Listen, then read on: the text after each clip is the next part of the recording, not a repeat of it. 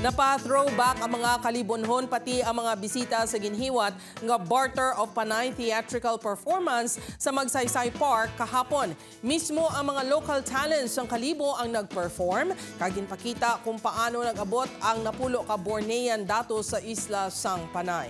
Samtang nag-abot na sa Kalibo Aklan ang Black Rider Stars nga sanday Ruro Madrid kag John Lucas upod ang asawa ng asawa ko cast nga sanday Lizel Lopez kag Joe M. Bascon. Naghapit anay ang mga ini sa Bakhawan Eco Park. Nag-try man sila sa tree planting upod ang mga residente. Wala syempre nila ginpalampas ang chance nga matilawan ang exotic food nga ginapabugal sang Kalibo ang tamilok. Kagkaroon na sa gabi ang Kapuso Fiesta sa Kalibo Ati-Atihan Festival 2024, 8 p.m. sa Pastrana Park.